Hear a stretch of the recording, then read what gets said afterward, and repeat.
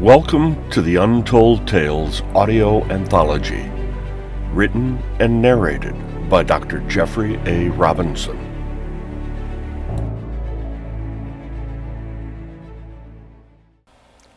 The Prognosis. To be honest, I was quite apprehensive about my first trip to the hospital. I was only 55, but I'd been summoned because that's when everyone had to take the comprehensive life test if they hadn't already done it earlier, and I never had. The autocab dropped me at the entrance to the clinic. It was much larger than I had imagined, and I found myself reluctant to even enter the building. Modern medicine had changed a lot since my parents were kids. When they were younger, people went to the emergency rooms of hospitals and met with their doctors quite frequently. Nowadays, such interactions were rare. In fact, I had never met a human doctor, not once, in my entire life. Oh, you hear stories all the time about people being rushed into one of the few remaining hospitals for surgery or to have broken bones treated after an accident. But those events were notable because they were so rare. Even then, robot surgeons and autodocs interacted the most with patients.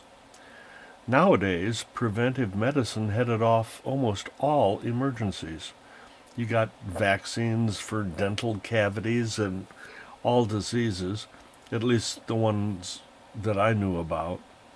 Home-based diagnostic testing could predict and remedy things like appendicitis and heart attacks before they even occurred. Cancer was a thing of the past. If any cancer started to appear, standard med-tech devices analyzed cells in your bloodstream, identified specific DNA sequences, and then the appropriate tissue-selective gene therapies would be silently administered to you with your morning breakfast. I guess I'd been lucky. I'd broken my ankle once when I was young, but the medical service had sent an ambulance to my house, and a remote manipulator arm set the bone and applied an inflatable cast. I never even saw a human attendant at all. Nowadays, every aspect of preventative maintenance for me was monitored and managed by my wearable medtech. I'd read about how medicine had worked before medical AIs were universally available, and it all sounded pretty scary. All the people my age took it for granted. Individual meals were automatically adjusted based upon a person's blood sugar, electrolytes, and insulin levels. AI programs prompted people about what they needed to eat or drink and when. They were also reminded about how much daily physical activity they needed to perform. Colds were caught and cured before there were even symptoms. Physical and mental illness was a thing of the past. That's why I was nervous about this visit to the medical center. I'd never been in a hospital before. As I entered the building, a facial recognition system immediately identified me, and a soft voice said, "Welcome, Mr. Granger. You're a few minutes early for your appointment. Thank you for arriving so promptly. Please take the first elevator on your left. It will take you to your scheduled medical consultation." I did as instructed, and the elevator automatically took me to the correct floor. As I exited the elevator, a disembodied voice said once again, "Mr. Granger, please proceed to room 410. Take a seat and wait for your name to be called." So far, I hadn't seen a single person. However, upon reaching the designated room, I found myself in a waiting room with two other strangers. Chairs lined the walls, and they were all empty except for two at the other end of the room. An old man and woman sat together, holding hands. They smiled at me politely, but they looked worried. I assumed they were married, and I wondered why they might be here. They were too old to have just taken the life test, as I'd already noted. Hospital visits were rare and usually reserved only for the most severe issues. I took a seat far from them and looked nervously at my watch. It was still a couple of minutes before my appointment. I hoped I wouldn't have to wait long. My eyes wandered and I studied the room.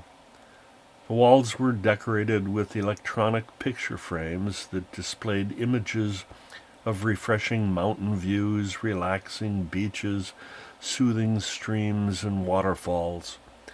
Each of the scenes changed about once a minute. It was just the type of psychological conditioning that I would expect from a medtech facility. Thinking back on the extensive battery of tests that I'd received only a week before, I wondered and worried what the results might be. I didn't pretend to understand all the tests they had administered. I knew that these types of tests had originally started out as routine genetic tests for babies to predict what types of diseases or disorders they might become susceptible to over their lives. However, as medical science had progressed, they incorporated additional analytical assessments to evaluate an individual's epigenetics to determine specifically what genes had been activated or were enabled versus those that would remain dormant. Later, things like telomere length were added to determine the theoretical limits to cell growth. Other factors were also eventually included, things like socioeconomic factors, psychological profiles, metabolic tests.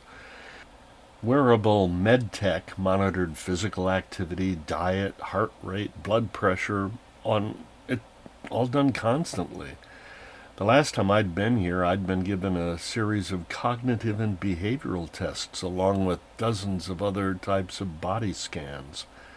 Like I said, I don't understand half what these things meant or how they might affect the results of my exam. I just knew that the results were supposed to be incredibly accurate and foolproof. The comprehensive life test had been available to the general population for many decades now. It used to take weeks and cost hundreds of thousands of dollars to perform. But with improved technology, all the tests only took a half day now. Moreover, with nationalized health care, everyone got to take the test once during their lifetime. In fact, it was now required for everyone to take, at least by the age of 55. I'd put it off for as long as I could because I was afraid what it might reveal. As I sat worrying, my name was finally called, and a door to one side of the room opened soundlessly, as if an invisible presence was inviting me to enter. I stood, glancing at the older couple who were still waiting. I nodded politely and offered a small smile. They responded kindly, but quickly turned their eyes to the floor, convincing me they probably weren't waiting for good news. Entering the room, I found it empty, except for a chair, an examination table, a wall display, and one of those humanoid robot attendants that was probably just there to provide calming reassurance. I started to take a seat on the exam table, but the robot said, "There's no need for that, sir. We will not be performing any examination today. We already know your vitals from the medtech devices you wear. We're only here to present you with the results of your comprehensive life test. First, however, you need to sign some consent papers." The robot gestured to the wall and a small desk on the far side of the room. One page at a time, different forms were displayed, and I had to sign each by placing my thumb on a biometric pad below the screen. I didn't even try to read them all. But then the robotic attendant didn't offer to explain what they meant either. It probably would have if I'd asked. Finally, I finished and turned to the doc bot. I was almost disappointed. I actually thought I was going to meet an actual human doctor in person. Shrugging myself, I decided that real doctors were too few and too busy to bother themselves with mundane tasks like delivering test results. Taking a seat, I faced the robot, who simply handed me a small electronic readout, about the size of a business card, like I used for my electronic wallet. "Here is the outcome of your recent life test, Mr. Granger. Please take as much time as you want to review the results. You can take the readout with you when you leave." As the robot attendant opened a door and left the room, I picked up the readout. Pausing, I closed my eyes for a moment and took a deep breath. Then I read the tiny display on the device, and it told me everything that I needed to know. It said, 18 years, 7 months, 5 days, 8 hours, and 26 minutes.